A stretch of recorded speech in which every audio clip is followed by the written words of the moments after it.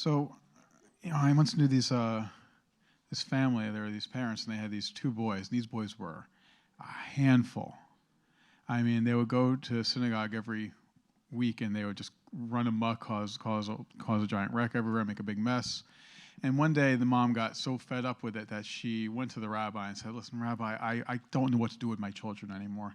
Can you please have a talk with them?" And the rabbi's like, "Sure, I'll give it a shot, and I'll work some of my magic." So he brought the boys into his office, and he decided to talk to them one at a time. So he brought the older one in first. He sat the boy down across from his big desk, very intimidating. And he said to the boy, "Son, where is God?" And the kid all of a sudden gets this big look in his eyes, and the rabbi's like, "Son, where is God?" And the kid keeps his mouth shut, will not say a word. The rabbi finally just gets fed up, and he's like, "All right, fine, just go sit outside. Send your brother in." So the boy goes outside, and he goes to his brother. He's like, "We're in big trouble. God is missing, and they think we had something to do with it." That has nothing to do with my sermon, but I like to start with a joke because it relaxes me and gets you guys laughing, and I feel more confident now. See, most people do not like public speaking. For most people, standing up in front of an audience is like just the worst nightmare they can have. I love it. I love it up here, not me. See, I know all the rules, right? I know I can drop my voice a little bit, become more conversational, talk to someone in the front row. "Hey, Marcia, how you doing? I haven't seen you since last week." And now we all feel like we know each other a little bit better, right?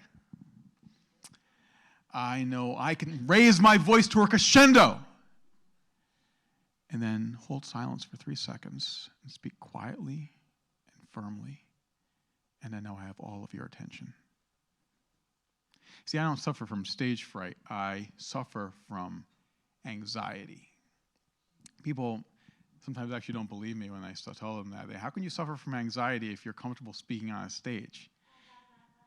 You see, Gwen gets it. The problem is we're only comfortable speaking on stage. If you were to go talk to me after the service, as many of you do, I will likely be awkward. I will struggle to find not topics, but appropriate topics of conversation. Like when I'm nervous, I'll say like, "I love your hair. Is it real?" See, I suffer from anxiety.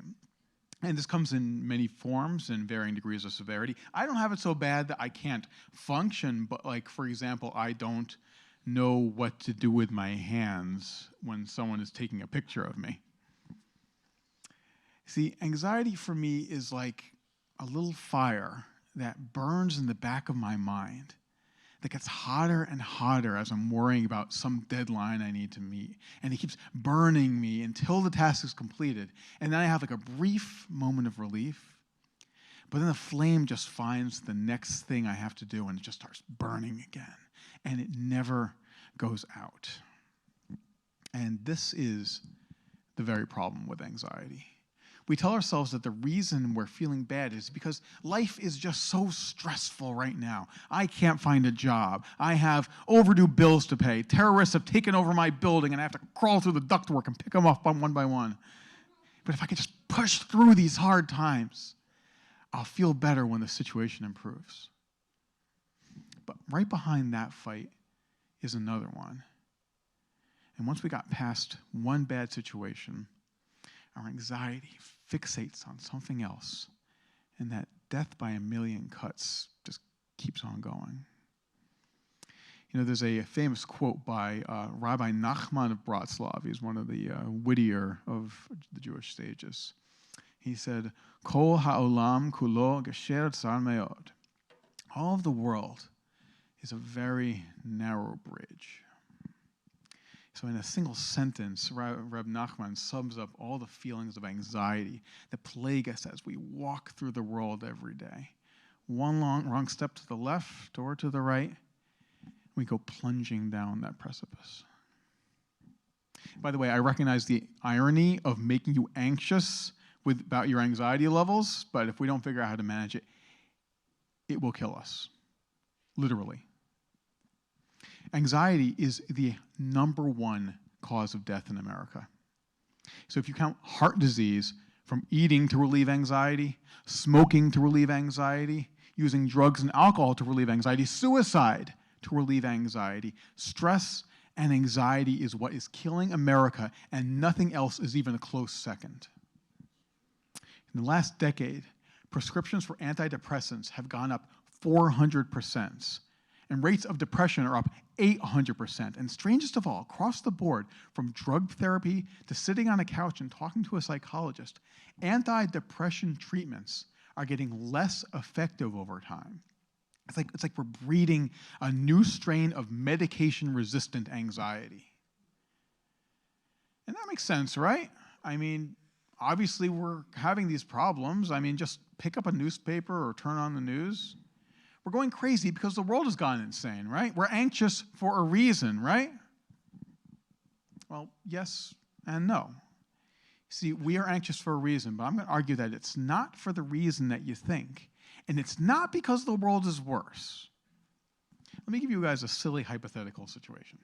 Imagine I invented a time machine and told you that I could send you on a trip to any point in history in any place in the world. Problem is, I'm not a good mechanic, and my time machine doesn't work very well. I can send you somewhere, but it's going to be a one-way trip. And the other thing is the controls are set on random, and I'm not sure where or when it would send you. Now, hypothetically, say you don't have a family or close friends or a job you particularly like, would you take this once-in-a-lifetime opportunity to live a completely different life? No way. What if I end up in Europe during the bubonic plague, or in Cambodia during the Khmer Rouge, or any time before the internet was invented? How do we live?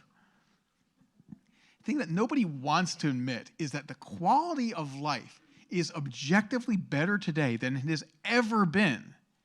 And yet, we are more scared and more depressed and more over-medicated than we've ever been before. I have a friend who he's such an interesting case study.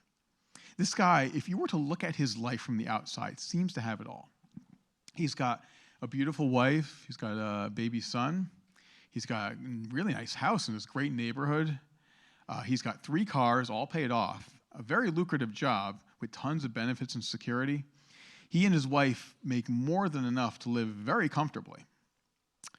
He also has in his basement, and I've been there, he has an arsenal of weaponry and ammunition large enough to conquer Sri Lanka, and he fully expects to use it one day. Not on Sri Lanka, but just in general. If you were to ask this guy if he was satisfied with his own personal life, he'd say, absolutely, yes, things are going really well for me. But if you asked him if he was satisfied with the country he lives in, he'd yell at you for an hour about how the immigrants are taking the jobs, the people in the inner cities are going to rise up and attack the middle class, the Democrats want his guns, and he pays too much taxes. So my friend, he's an extreme case, but that overall is very representative of America. What his case tells me is that this country is full of people who are overall happy and satisfied with their own lives, but who are constantly bombarded by the fear that they could lose it all in an instant. And that's no accident, because your anxiety is making other people rich. And our whole society has geared itself towards keeping you at a low level of constant fear.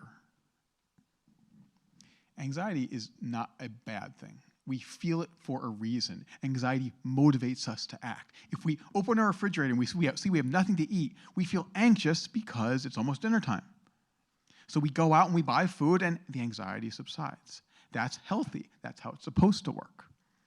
The problem is, modern mass media has figured out a way to hack your anxiety instinct.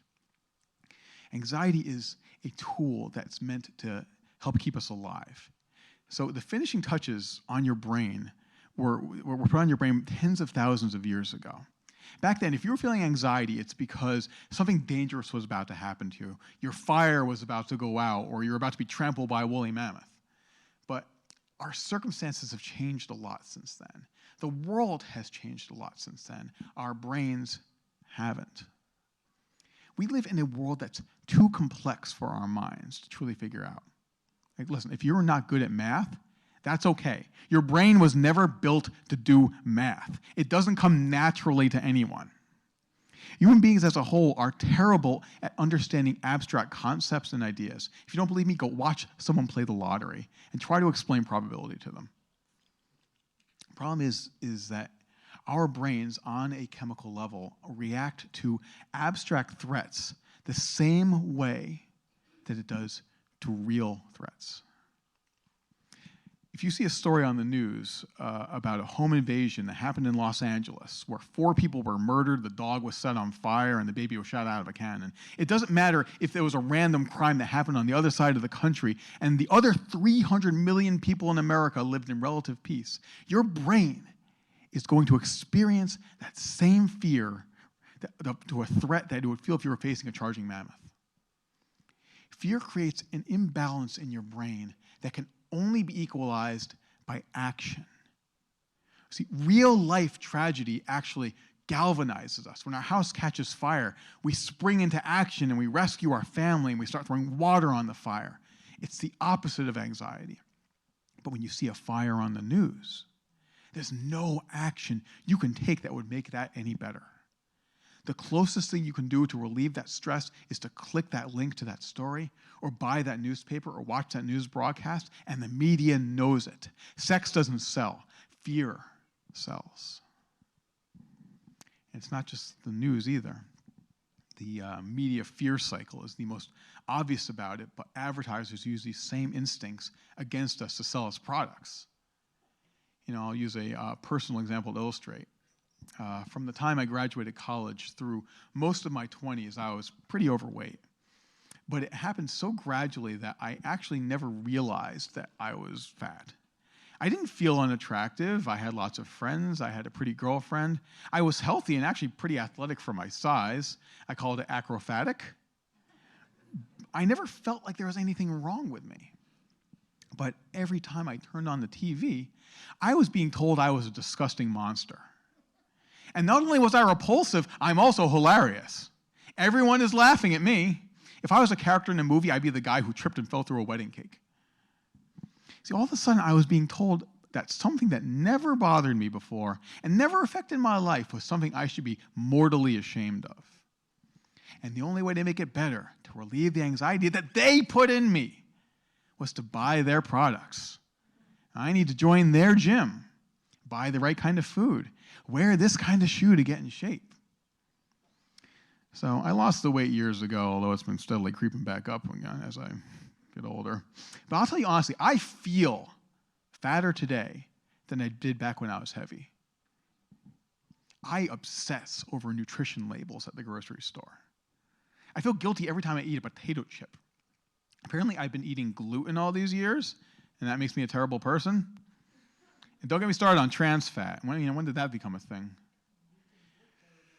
So the news media uses overt fear-mongering, but advertisers use a much more subtle and pervasive form of it. They create anxiety in us by showing us an unrealistic image of the world and telling us that this is the only acceptable way to live. And they're very clever about it, too. You guys all seen that commercial where there's this young, stressed-out couple, and the dad's like this bumbling goofball, and mom's this hot mess trying to juggle her career and the kids, and their house is in chaos, and the kids are running around, and oh no, the dog fell in the pool again. And the overt message that no one falls for is that whatever product they're selling, like yogurt or paper towels or whatever, is going to fix these people's lives. The insidious message here is what's going on in the background of these commercials. See, the message is, don't be like these two jerks. Meanwhile, this idiot dad and harried mom are living in a $900,000 house in Fresno with 2 beautiful new cars in the driveway, and their biggest problem is the dog jumped into their in-ground pool. What this tells every 20-year-old who sees this is that if I don't have a big house and 2 cars and balance a career and children and get to the gym 2 hours a day so I can look like the mom from the commercial, then I am a failure as a human being. In this little niggling sense in the back of your brain that you aren't doing life right follows you your whole life. Even the way you relax is subject to scrutiny. The acceptable way to relax is to travel and drink wine. If I tell people I have a few days off from work, I'm going to stay at home all day long drinking beer and watching wrestling, they're going to pity me, because that's just not how cool people relax. The whole world is built around keeping you in a state of unrelievable tension, like a wasp buzzing around the ceiling 24 hours a day. They tell you that you need to make lots of money, but also make time for your family. They tell you you need to be fit and in shape, but that cool people eat and drink whatever they want. You need to dress a certain way, but you shouldn't care about appearances so much. And they don't want you panicking, because that would mean burning cars in the street. That's not profitable for anyone. They want you scared enough to watch that next episode, buy this product, click on this link, watch this ad. And it is killing us. The news media takes all of the world's problems I can do nothing about, and it puts them on my plate. So now I'm afraid of crime, not because I'm in danger, but because deep down my brain can't distinguish the difference between real problems and made-up ones. My brain is it's like one of those fighting fish, like those betta fish, that is bashing itself to pieces against a mirror, unable to tell that the only one I'm fighting is myself.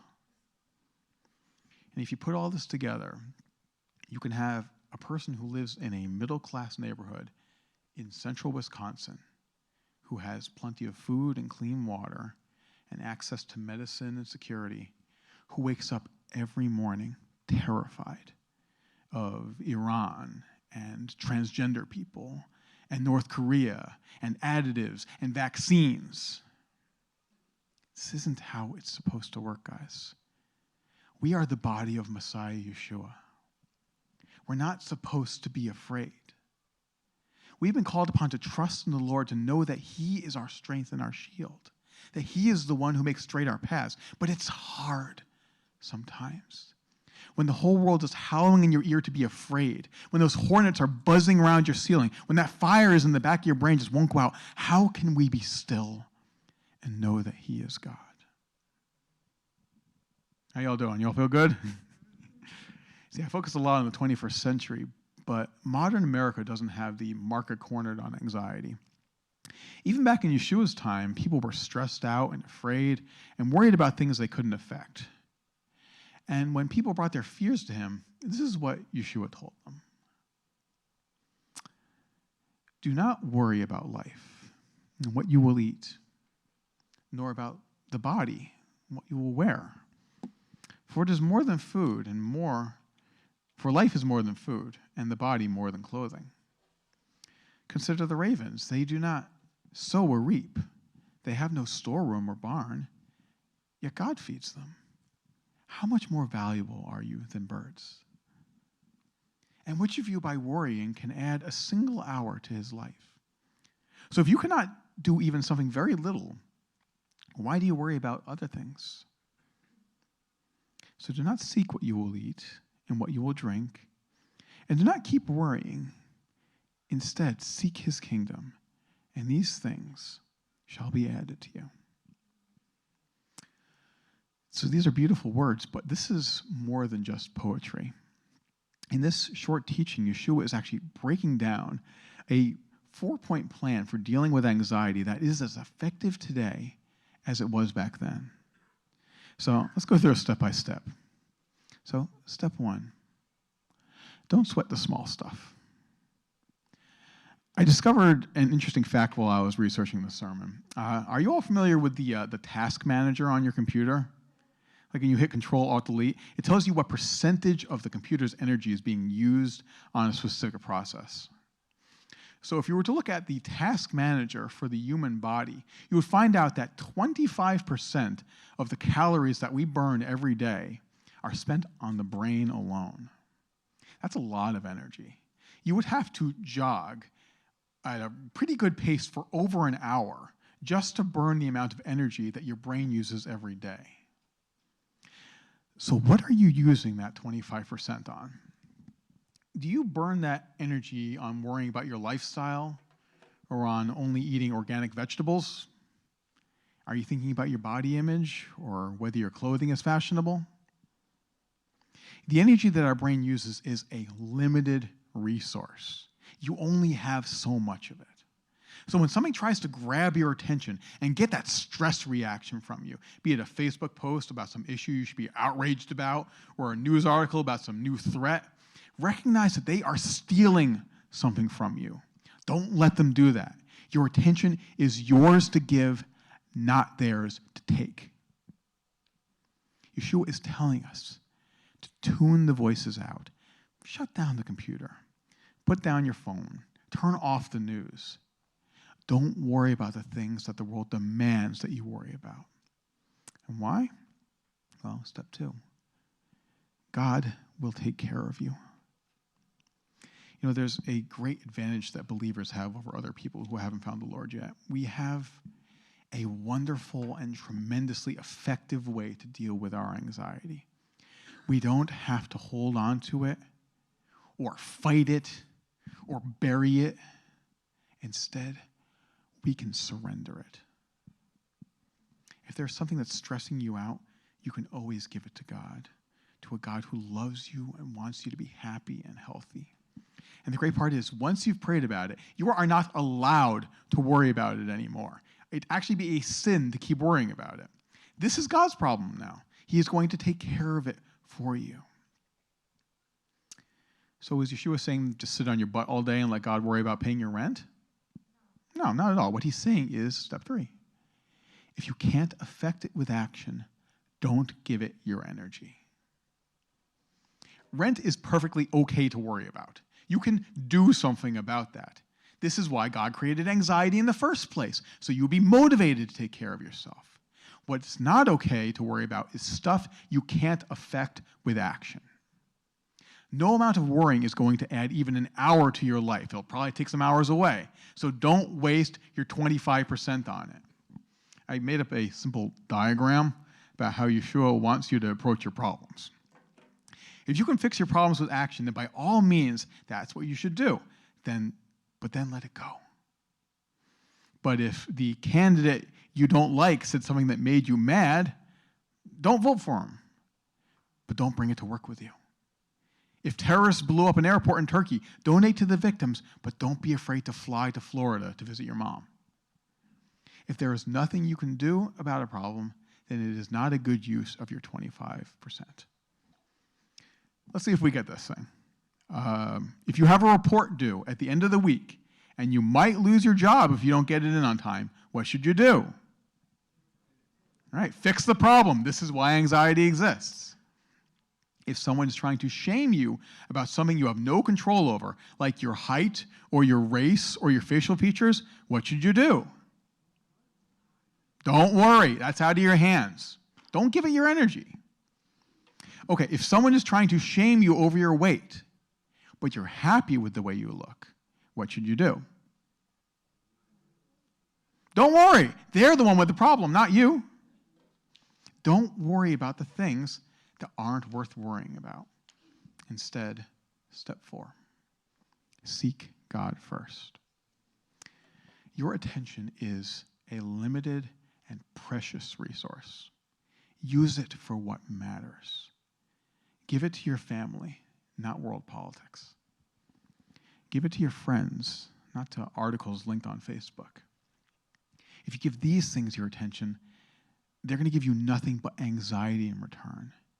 But if you give it to God, He'll give you peace.